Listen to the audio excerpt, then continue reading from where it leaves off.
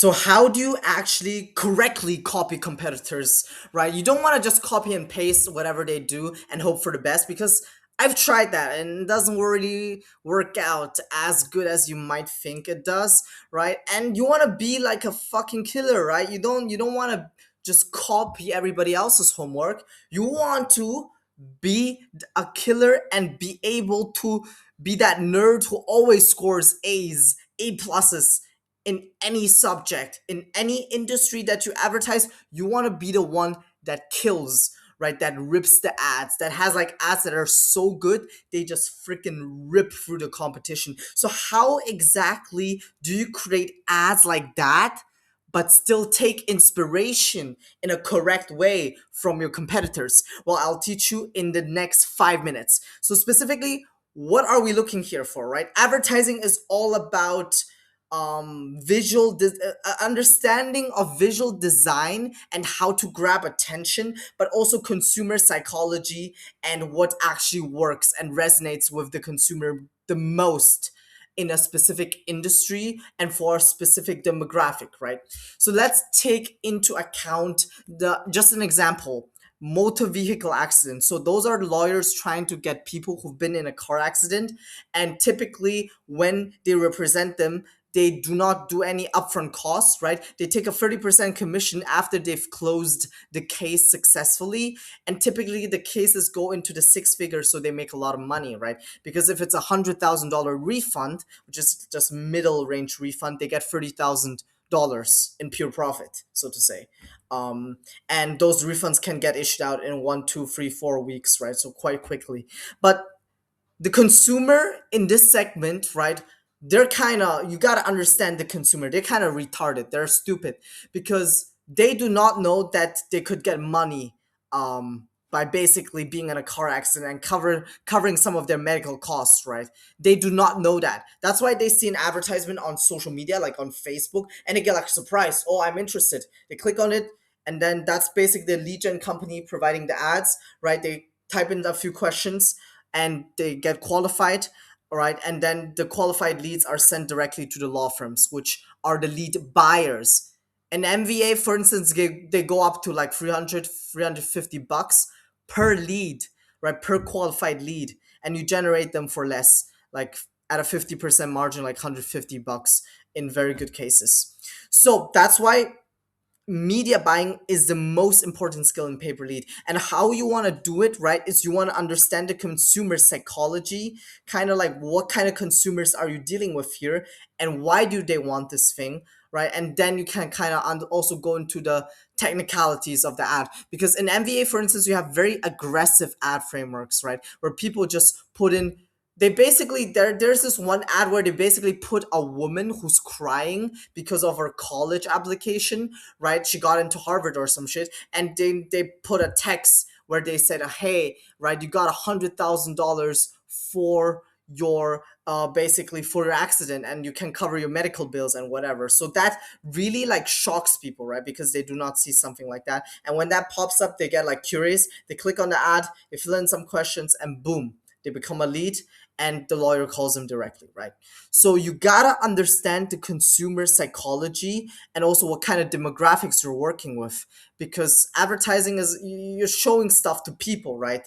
Like you're not showing shit to robots, it's just people. And you it helps a lot if you understand where these people are coming from, what their motivations are, right? And then you can kind of piece together the technicalities of what specifically they resonate with in terms of visual design, visual graphics, and ad frameworks within an industry. For instance, in MVA, I can tell you it's a lot of static images that are like fake news, right? So when people see this like fake news, because the target segment we're dealing with here is dumb, right? They don't know they can get money for car accidents.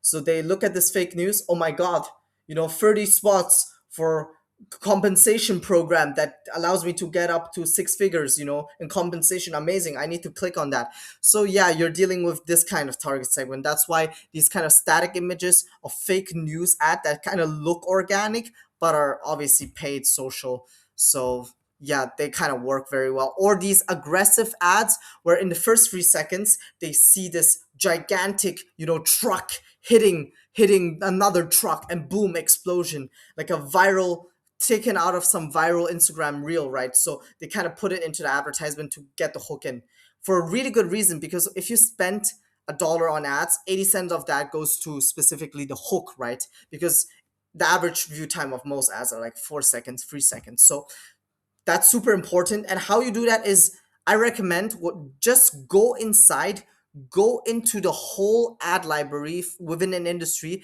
and scroll to the bottom, right? Take like 2,000 ads into account so you get like a broad overview, and take some notes. Take some notes on the repetition and visual concepts, right? Do you say the same style being iterated multiple times, the same frameworks, right? Do they have UGC style ads? Do they have AI UGC, or are they hiring like real human beings, right? Do you have like AI viral reels pieced together with 11 labs voiceover, that type of uh, or do you have more statistics based, right? Or do you have more comparison based frameworks? So you all gotta piece that together, take some notes, right? And in the messaging and the scripting, you will also see familiarities and draw connections to the offers or the scripts or the kind of words that work really well within the industry. And you also should be taking notes on that, right? Similar lines, hooks, and scripts. So that's usually a sign that the messaging is converting, right? Because everybody is just copying each other because they know it works. So repetition, repetition, and pattern recognition, super important. And obviously do your research with ChatGPT on specifically how, what kind of buyer psychology this consumer segment has, so you can really understand why would they be clicking on this ad, what is their motivation, right? Which really helps in the creative process.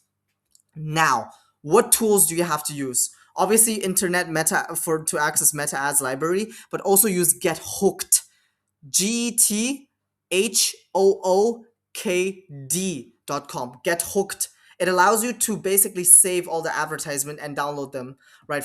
Obviously for inspiration, and also kind of analyze.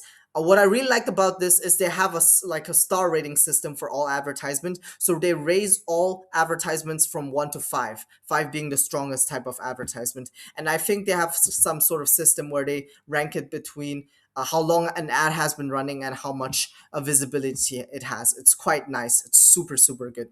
So, action, right? Review. I would say top 10, 3 to 10 competitors in a meta ad library, depending on your industry, obviously, and the amount of ads.